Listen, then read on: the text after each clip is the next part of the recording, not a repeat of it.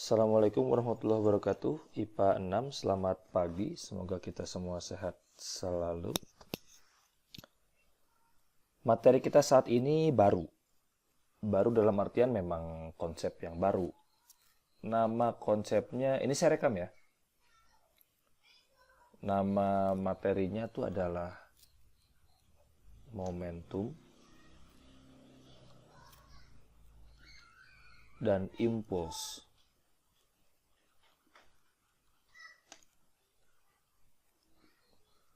Momentum dan impuls. Melenceng. Apa itu momentum dan impuls? Pertama yang dibahas adalah, ini nggak pakai UKBM ya, soalnya UKBM-nya agak gimana gitu. Soalnya bukan saya yang buatnya juga dan belum terlalu banyak paham. Di situ terlalu simpel. Yang pertama dibahas adalah momentum dulu.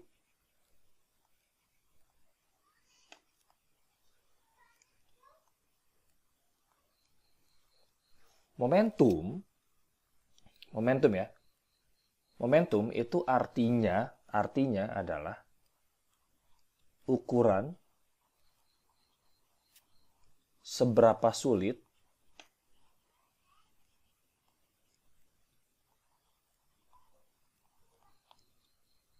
sesuatu dihentikan.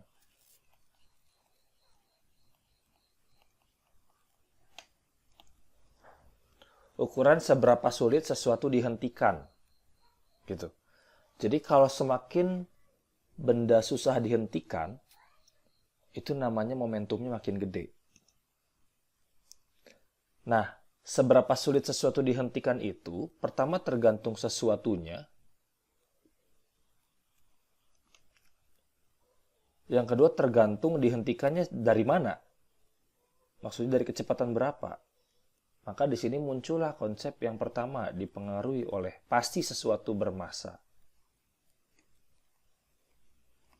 Kalau dihentikan, pasti dia sedang bergerak atau berkecepatan.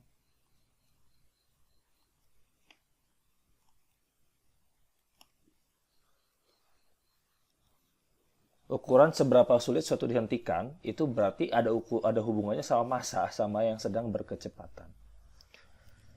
Momentum, lambangnya adalah P, vektor. P kecil. Atau P gede juga sama aja sih, sama aja. Maka di sini akan disama dengan kan, nah jadi gitu.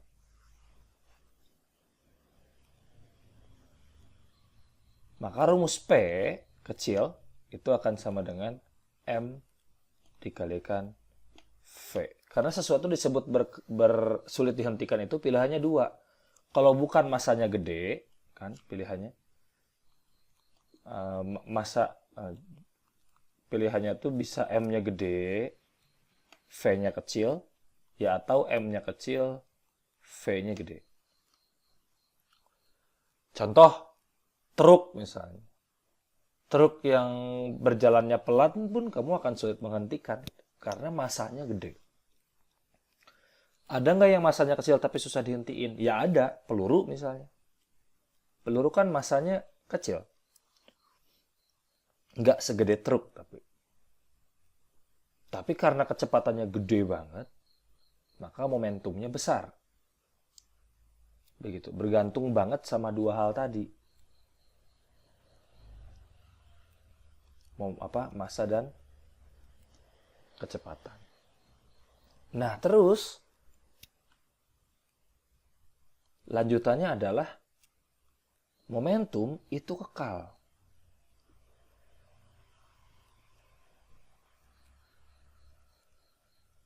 Momentum itu kekal. Kekal sebelum dan sesudah kejadian.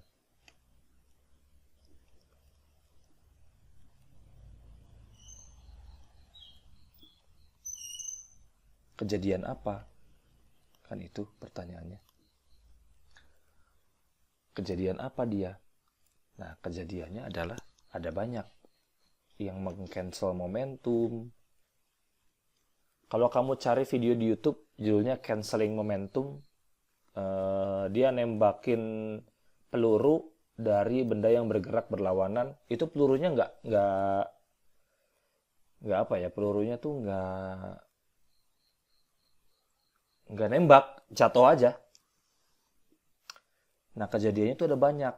Bisa ada tabrakan,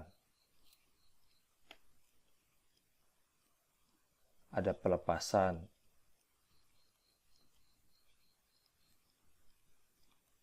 ada lain-lain.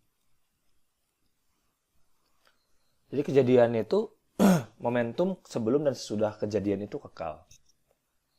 Maksudnya apa? Maksudnya adalah begini. Kalau kamu punya bola basket, kamu duduk di ya ini klasik banget, guru-guru pasti kayak gini. Ada bola basket kamu pegang di atas, kamu lagi duduk di atas kursi yang bergerak, yang bisa bergerak. Terus kamu dorong bola basketnya ke depan. Otomatis kamu akan mundur ke belakang. Jadi misalnya begini, jangan gitu deh. Bagaimana caranya kamu menggerakkan perahu yang sedang di tengah danau dan tidak ada dayung, dan kalau tangan kamu masuk ke air ada banyak ikan piranha gitu. Gimana caranya biar perahunya bergerak? Ini perahu. Ini kamu di dalamnya. Nah, perahu ini tuh kalau mau gerak ke sana dengan kecepatan V, di sini misalnya ada banyak barang-barang, maka kamu akan harus melemparkan barang-barang ke sana dengan kecepatan V. Aksen. Dengan kamu melempar barang ke arah yang berlawanan, ya kamu akan membuat perahu bergerak ke arah yang diinginkan. Itu namanya momentum. Kalau dalam konteks persenjataan, kamu kenal namanya ini, recoil. Kalau kamu main PUBG tuh, kalau kamu nembakin senjata yang pelurunya tuh kenceng dari awal atau masanya gede, maka momentumnya besar, maka si senjata itu akan otomatis menyeimbangkan momentumnya dengan bergerak mundur. Jadi pas nembak tuh si senjata tuh mundur dulu. Karena itu nyeimbangin peluru yang keluar. Kita ambil contoh soal aja deh.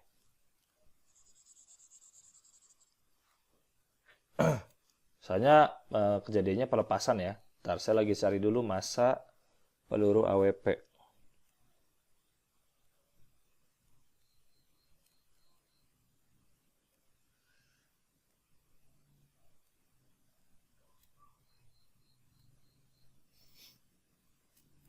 Ya.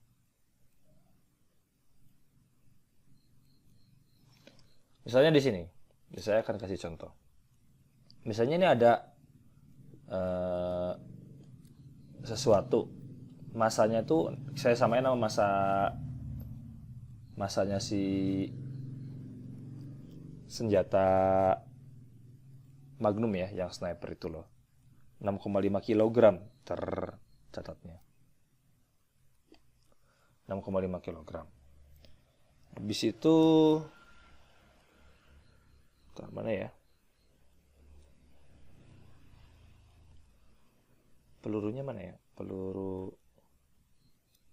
Aku cari dulu.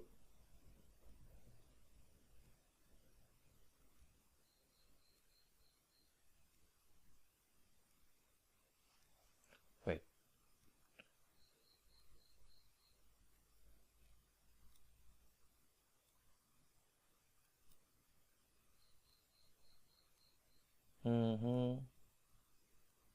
Nah,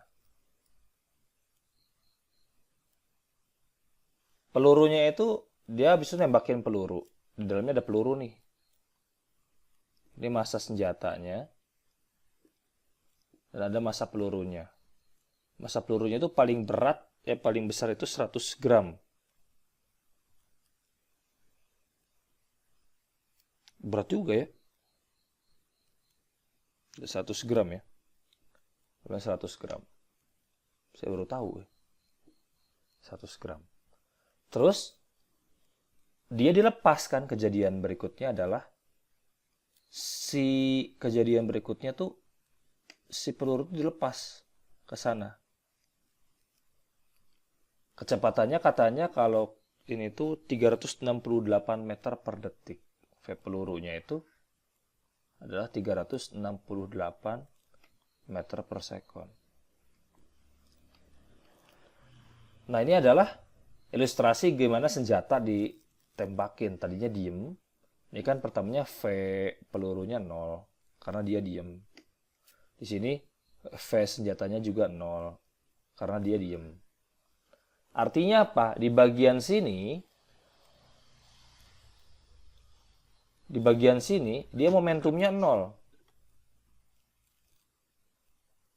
Di sini momentumnya 0. P totalnya 0. Kenapa kok 0? Ya karena kecepatannya semuanya 0. Nah, pada saat dia berubah kejadian menjadi kejadian yang ini nih. Kejadian yang ini. Dia momentumnya jadi nggak 0. Kalau nggak ada VP-nya. Nah, itu nggak boleh. Karena momentum harus kekal sebelum dan sesudah kejadian. Mau nggak mau, P total di sininya juga, P total aksennya harus sama dengan 0 juga. Harus 0. Ini VP aksennya 368. Sama-sama ya.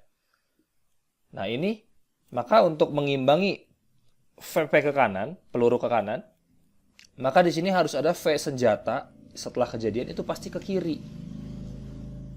Berapa ke kirinya? Nggak tahu, bisa dihitung. Gitu.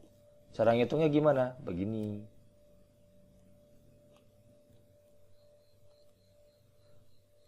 Cara ngitungnya adalah P sebelum itu harus sama dengan P sesudah. Gitu ya. P sebelum harus sama dengan P sesudah. P sebelum itu ada siapa aja? Ada P si senjata, ada P si peluru. Harus sama dengan P si senjata setelah kejadian, ada aksen di atas, ditambah P si peluru setelah kejadian. Sebelumnya nggak ada yang bergerak, makanya 0. Sesudahnya, P senjata adalah ya massa senjata dikalikan V senjata setelah kejadian, ditambahin massa peluru dikalikan V peluru setelah kejadian. Begitu. Jadi, kamu nalar berpikirnya tuh mesti gimana di sini aja? Mesti gimana? Mesti pokoknya sebelum sama sesudah tuh sama si momentumnya. Di sini bisa ketahuan lah 0 itu akan sama dengan massa senjatanya kan 6,5 kg. Dikalikan VS-nya kagak tahu setelah kejadian. Tambahin massa pelurunya kan 0,1 gram. Gitu. 0,1 gram dikalikan V pelurunya adalah 368. Positif karena ke kanan. Maka di sini kalau pindah ruas jadinya gimana? 36,8 minus itu akan sama dengan 6,5 VS aksen. Maka di sini ketahuanlah kecepatan senjata pada saat lepas 36,8 dibagi 6,5. Maka VS aksennya akan sama dengan minus 5,7 meter per sekon. Jadi si senjata itu dia akan mundur dengan kecepatan 5,7 meter per sekon untuk mengimbangi si peluru yang lepas. Makanya itu disebut ada gangguan. Jadinya minus 5,7. Nah itu disebut ketidakstabilan. Makanya kalau senapan runduk alias sniper yang dari jarak jauh, yang pelurunya masanya gede-gede, atau yang cepat-cepat itu dikasih penahan. Terus juga ditembakinya biasanya lebih aman sambil tiduran ditahan. Karena dia untuk menahan kecepatan setelah kejadiannya. Begitu. Itu yang pertama. Ada yang mau ditanyain? Nggak ada ya? Nanti saya dulu lihat ya. Ini akan saya hapus. Izin bertanya, Pak. Apa tuh? Apa? Minus 5,7 itu ke belakang atau ke depan, Pak? Tergantung. Kalau misalnya tergantung ke depan atau ke belakang. Pokoknya kalau plus itu kan maju, kanan, atas. Kalau minus berarti arah yang sebaliknya. Kan ini kan ceritanya kecepatan pelurunya ke kanan. Berarti kecepatan senjatanya minus, berarti ke kiri. Kalau kecepatan pelurunya maju, berarti kecepatan senjatanya minus, ke belakang. Begitu. Siap, terima kasih, Pak. Nah, ini kejadian tabrakan.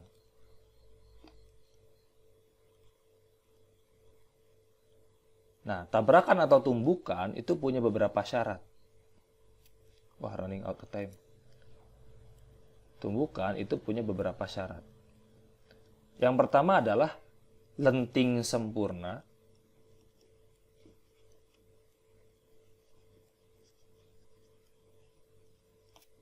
Yang kedua adalah lenting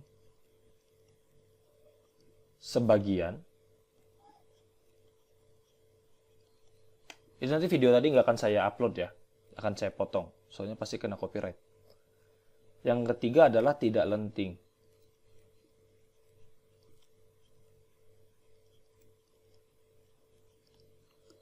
Ada lenting sempurna, lenting sebagian, dan tidak lenting. Apa itu lenting? Lenting tuh gini nih. Ada namanya koefisien kelentingan. Apa ya koefisien kelentingan? Koefisien kelentingan itu lambangnya E. E itu yang menentukan benda itu bakal mantul sempurna atau enggak. Gitu ya. Dia itu bakal menentukan bola nih kalau misalnya jatuh ke sini terus dia mantul lagi. Pas mantul lagi dia ke sini. Berbeda dengan bola yang pada saat jatuh mantulnya cuma segini misalnya. Nah, ini kejadian A, ini kejadian B. Maka koefisien si A itu lebih besar daripada koefisien si B. Nah, itu koefisien kelentingan. Kalian bisa nebak nih, bola futsal sama bola basket, itu koefisien kelentingannya gedean mana? Ya jelas bola basket, karena pada saat dijatuhkan dari 1 meter, dia balik lagi. Koefisien kelentingan ini yang dipengaruhi oleh banyak hal. Ada misalnya bahan-bahan yang digunakan, masanya segala macam itu dihitung. Nanti efeknya kemana? Ke atlet-atlet bola. Kan nggak mungkin kamu main futsal tapi bola futsalnya tuh kayak bola basket mantul-mantulnya. Nggak enak. Pokoknya mah atlet cuma tahu bahwa bolanya enak dan pas dipakai main futsal. Tapi kan pabrik-pabrik bola itu kan punya ilmuwan-ilmuwan yang merancang gimana caranya bola itu enak buat dimain. Oh, koefisien kelentingannya segini. Berdasarkan testimoni orang-orang tuh, yang pas tuh yang mantulnya segini. Itu diukur. Makanya muncullah bola-bola yang enakeun. Beda dengan bola-bola plastik misalnya. Kan kamu nggak mungkin main volley pakai bola basket kan, nggak bisa. Apa yang beda? Koefisien kelentingan. Larinya kemana sih koefisien kelentingan? Koefisien kelentingan itu larinya ke banyaknya energi yang dipakai. Nah, ini lagi energi kan. Banyaknya energi yang dipakai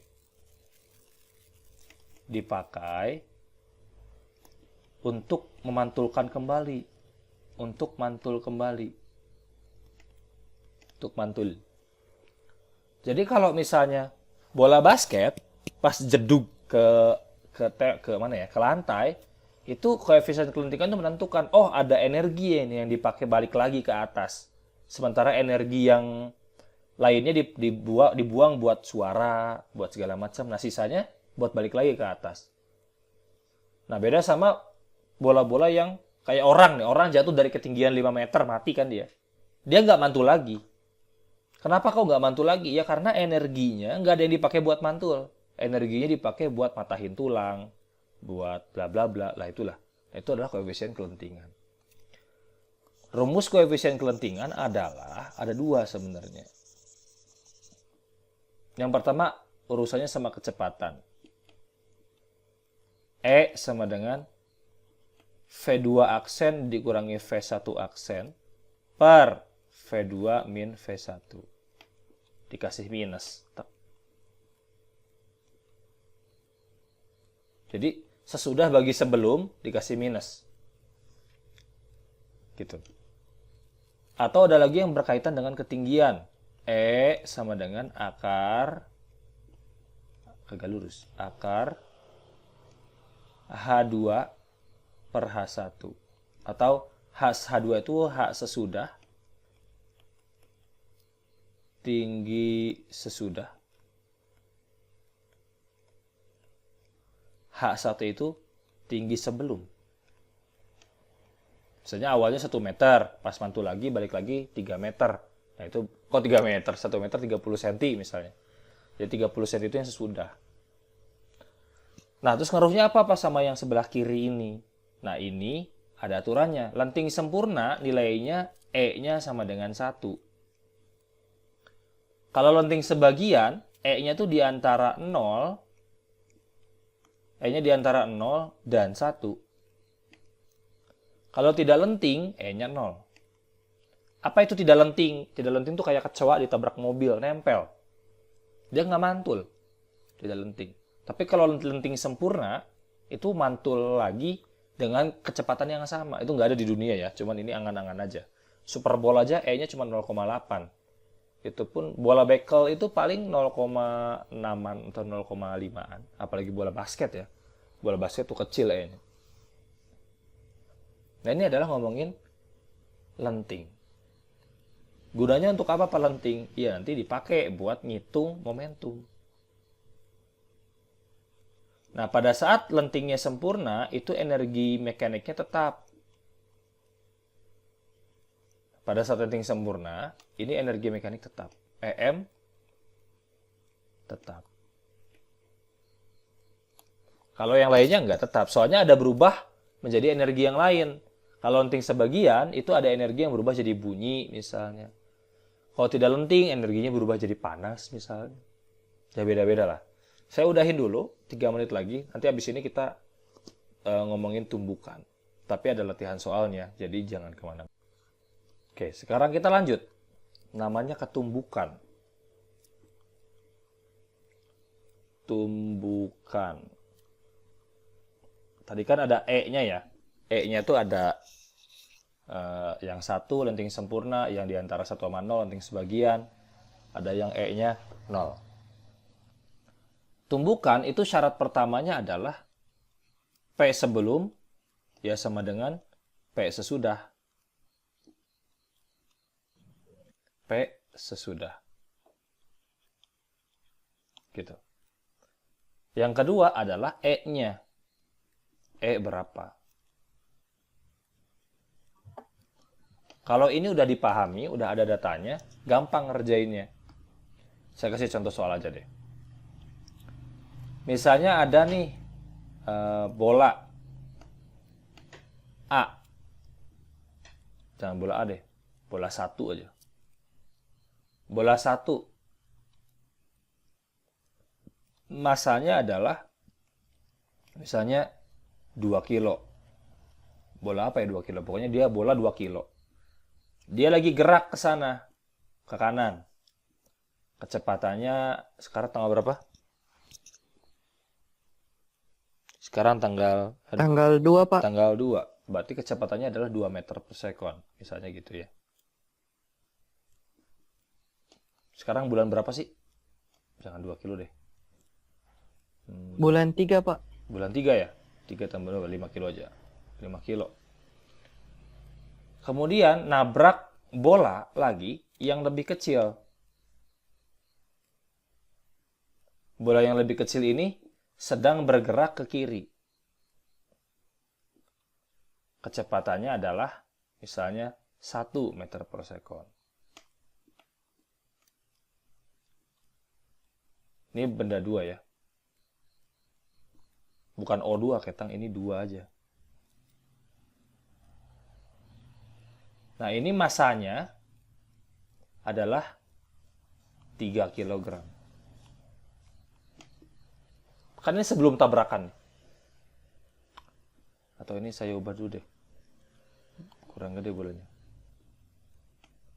1.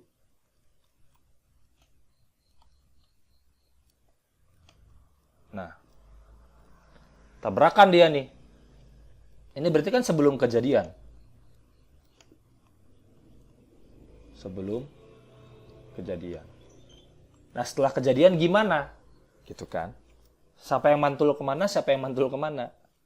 Nah, ini tergantung. Yang pertama kita bahas pakai yang nilainya E-nya 1 dulu.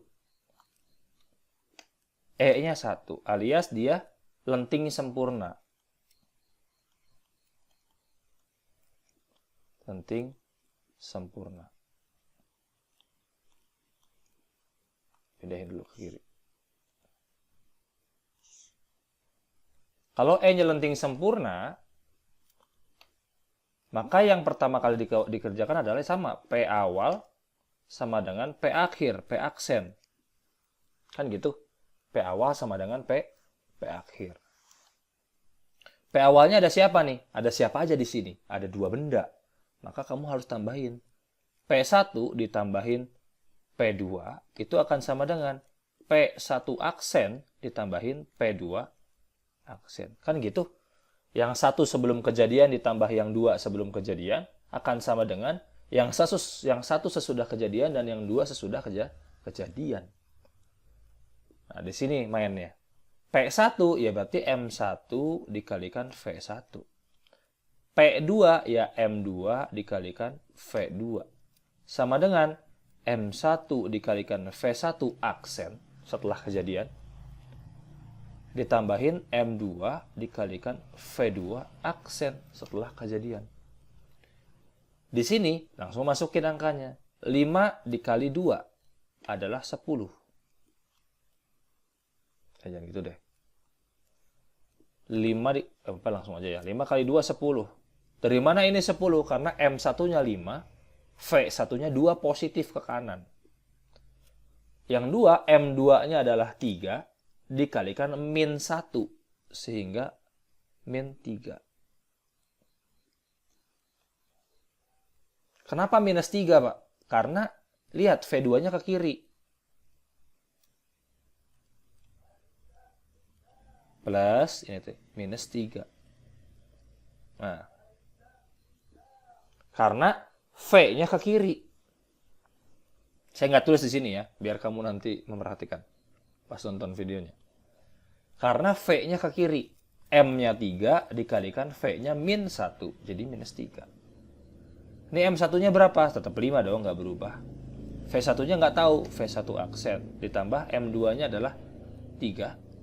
V2 aksennya kagak tahu berapa. Sehingga dapatlah persamaan 5V1 aksen ditambahin 3V2 aksen sama dengan 7. Nah, ini masternya nih. Nah, ini 1. Kemudian, katanya E-nya, jangan pakai warna ini. E-nya adalah 1. Maka 1 sama dengan minus V2 aksen min V1 aksen per V2 min V1. Nah, begini Pan. 1 sama dengan, ini kita masukin berarti V1 aksen kurangi V2 aksen, minusnya hilang, dibagi V2 minus V1. Kok dibalik Pak yang atas? Iya kan masukin minusnya. Jadinya berapa nih? V1 aksen yang nggak tahu berapa, dikurangin V2 aksennya juga nggak tahu berapa, dibagi V2-nya adalah min 1, V1-nya adalah 2. Nah, kenapa kok minus juga ya? Karena rumusnya minus V2 min V1. V2-nya minus 1, V1-nya 2. Sehingga di sini dapatlah persamaan V1 aksen min V2 aksen itu harus sama dengan minus 3. Nah, ini persamaan yang master yang kedua.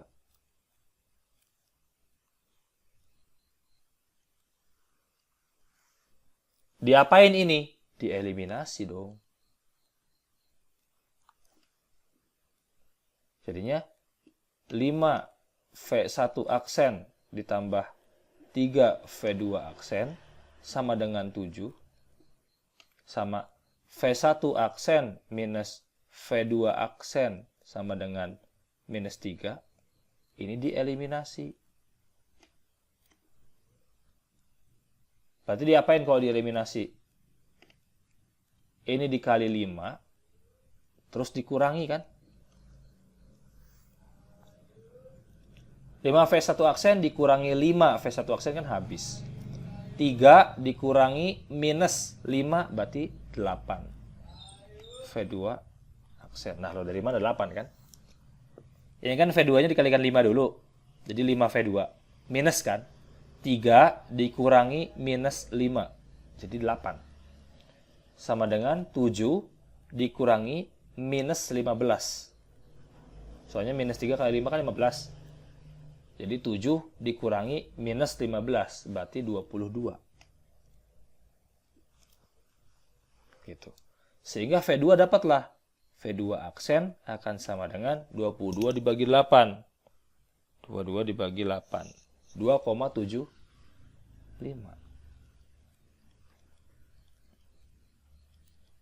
Oh, positif. Oh, berarti V2 setelah kejadian tuh malah ke kanan. Berapa kecepatannya? 2,75.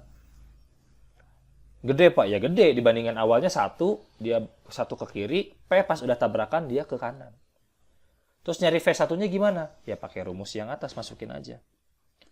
V1 aksen dikurangi V2 aksennya kan udah ketemu 2,75 sama dengan minus 3.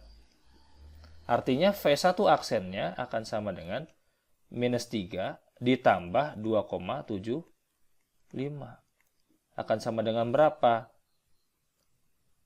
Minus 0,25. Jadi ke kiri dia, meter per sekon. Nah, di sini ketahuan kan kecepatan sebelum dan sesudah kejadiannya sekaligus. Ini kecepatan sesudah, ini kecepatan sesudah. Perhatikan bahwa di sini tadinya V1-nya 2, jadi minus 0,25, balik arah. Tapi jadi lebih lambat. Energi ditransfer ke benda 2. Tadinya yang satu ke kiri berubah jadi ke kanan. Kan tadinya ini. Berubah V1-nya setelah kejadian gimana. Di sini bisa kita ketahuan. Ribet kan? Iya, ini baru yang lenting sempurna. Gitu.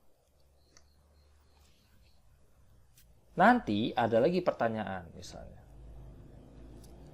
Pakai yang kuning deh. Pakai yang hijau. Kalau E-nya nggak sama dengan 1 gimana? Kalau E-nya nggak sama dengan 1. Ya kalau E-nya nggak sama dengan 1, berarti cari E-nya aja, ininya tetap. Nih, misalnya E-nya kan 1. Diubah, misalnya E-nya 0,4 misalnya E-nya. Ubah ininya. Sehingga 0,4 akan sama dengan, rumusnya masih sama, V1 aksen min V2 aksen per minus 1 minus 2. Jadi dapatlah di sini min 1,2 sama dengan V1 aksen minus V2 aksen. Sama ininya, bedanya di angka terakhirnya aja. Dapatkan persamaan ini. Nih, persamaan ini dapat. Digabungin sama yang mana? Nih, sama yang master awal. Sama yang ini, tetap masih sama ini. Persamaan satunya masih sama.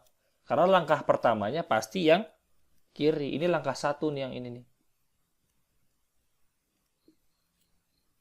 Ini wajib. Ini dilewati, ini wajib. Karena itunya tetap dipakai persamaan yang 1 ini. Sehingga tinggal eliminasi lagi. 5V 1 aksen tambahin 3V2 aksen sama dengan 7. Yang ininya diubah.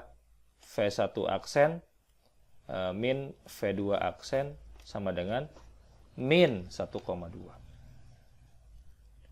Ya sama, ini dikurangi, ini X5. Kan jadi 3, ini 8V2 tetap. 8V2 aksen. Ini akan sama dengan min 1,5 kali 5 kan jadi minus 6. Berarti 7 min 6, 13. Nah, begitu. Sehingga V2 aksennya akan sama dengan 13/8.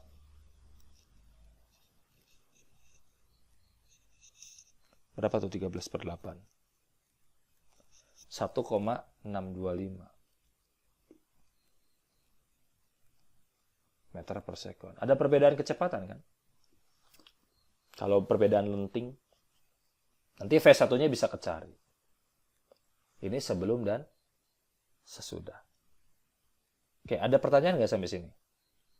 Ini yang E-nya 0,6. Ini lenting sebagian ya. Lenting sebagian. Bertanya Apa tuh? Pan. Wah, sinyal Anda sepertinya agak pelan-pelan. E1 itu paling tinggi, E1 itu paling tinggi, Pak. Nah, itu nanya ya. Dari tadi person kayak ngasih tahu. Iya, E-nya itu nilai 1 tuh paling tinggi. Paling kecilnya 0. Gitu. Nah, terus Kasih oke. Nah, kalau misalnya yang ketiga ada namanya lenting, tidak lenting maksudnya. Ada yang namanya tidak lenting. Kalau tidak lenting, ya, kalau tidak lenting, ini kasusnya beda lagi. Saya kecilin dulu. Saya pindahin nih. Dikecilin.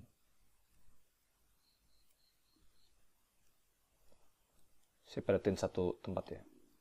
Kalau tidak lenting, ini saya pakai warna merah. Kalau tidak lenting, E-nya sama dengan 0, alias tidak lenting.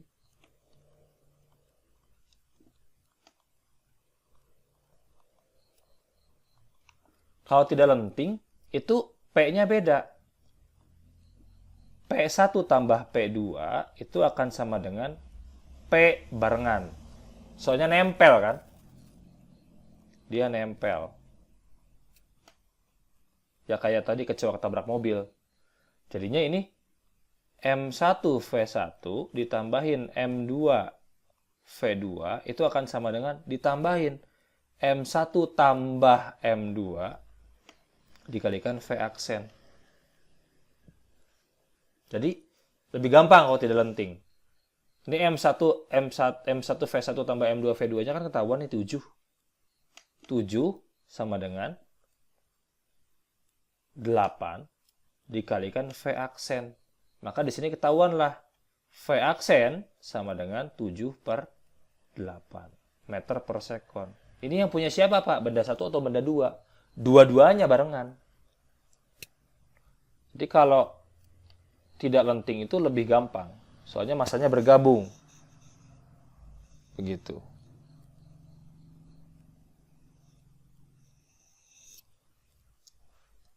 Sampai sini ada 3 jenis ya, yang biru, yang hijau, sama yang merah. Jadi ada yang lenting sebagian, ada yang tidak lenting, ada yang lenting sempurna. Oke, sampai sini ada yang mau ditanyain? Sejauh ini? Tidak ada ya? Oke. Ini kan saya hapus. Kemudian yang terakhir adalah bagian momentum ya. Yang terakhir adalah pemantulan. Pemantulan. Contoh. Ini ada bola. Dijatuhkan dari ketinggian misalnya 8 meter. Pada saat nyampe sini, dia mantul kembali ke atas, tuk, gitu. dengan ketinggian misalnya 6 meter.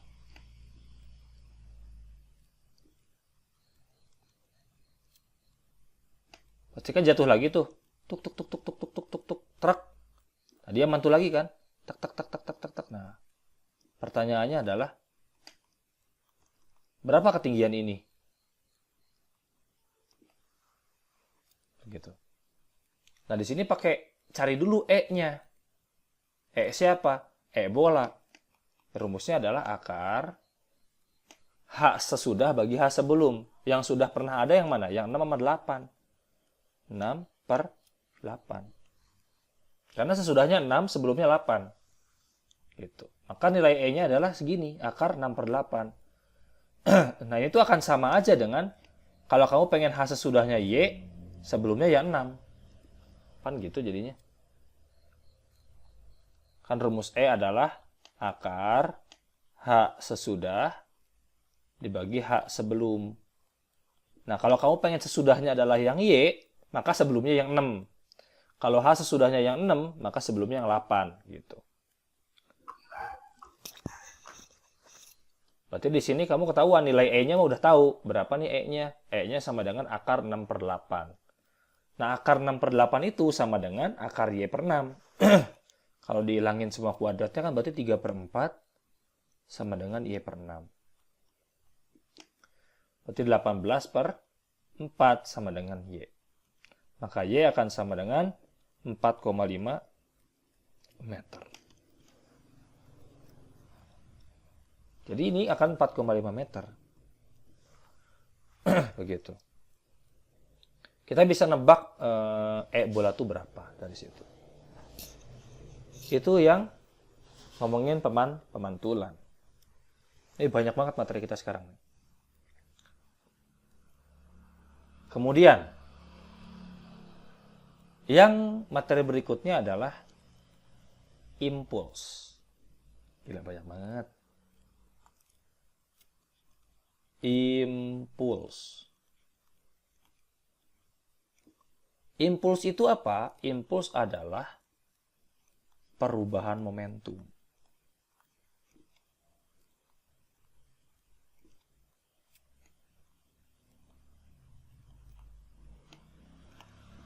Apa itu perubahan momentum? Perubahan momentum itu lambangnya adalah I. Tadinya gerak jadi berhenti. Itu namanya perubahan momentum kan? Perubahan momentum itu punya efek. Efeknya apa? Efeknya bisa berupa dorongan.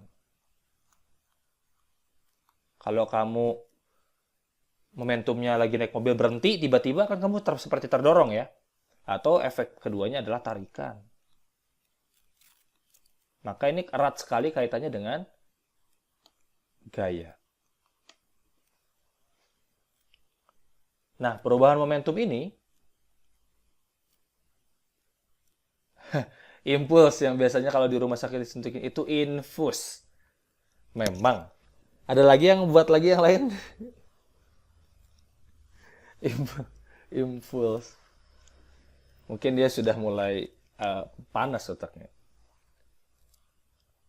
Malah dia di grup ini lagi. Nah, saya jadi mikir kan ini apalagi plesetannya Anda sih, jadi saya mikir. Nah, perubahan momentum ini, impuls ini makanya rumusnya adalah perubahan P.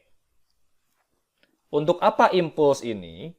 Impuls adalah sesuatu yang bisa diukur ketika kamu mau menciptakan airbag.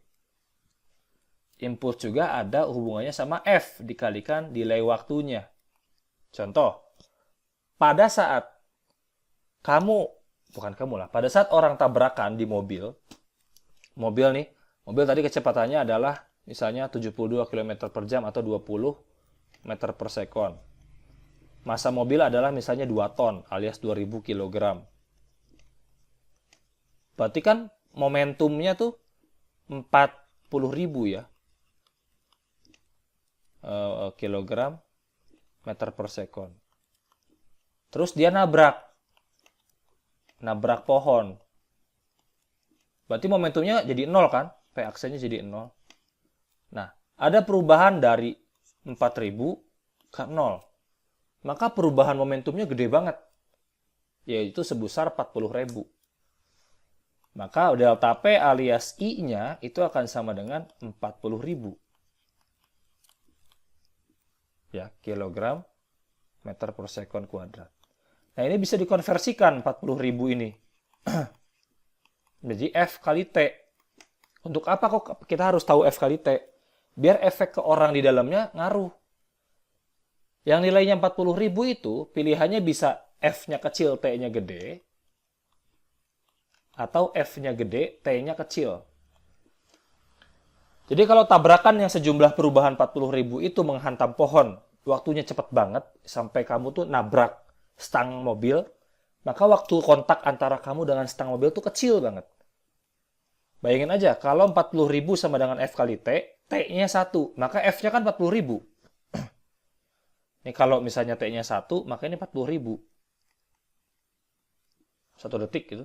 Maka kamu akan mendapatkan 40.000 Newton. Seperti dihantam 40 ekor gajah. Kan mati ya. Tapi dengan adanya airbag, dia itu menaikkan misalnya T-nya jadi 5 detik. T jadi 5, berarti F-nya berkurang. Jadi cuma 8.000.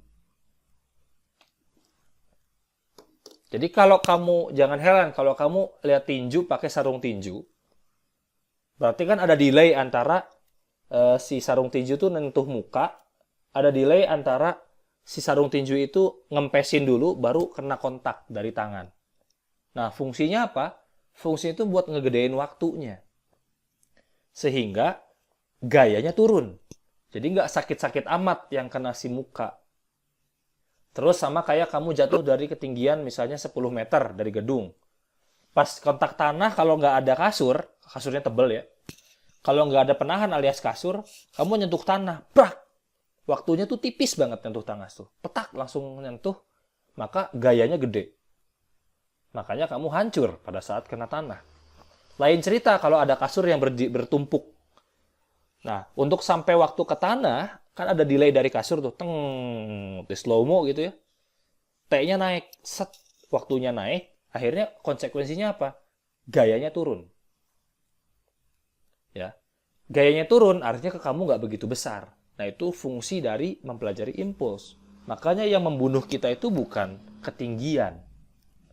Jadi, sejauh apapun kamu ketinggiannya kamu jatuh, kalau impulsnya bisa dimainin, waktunya diperpanjang, itu kamu nggak akan terluka.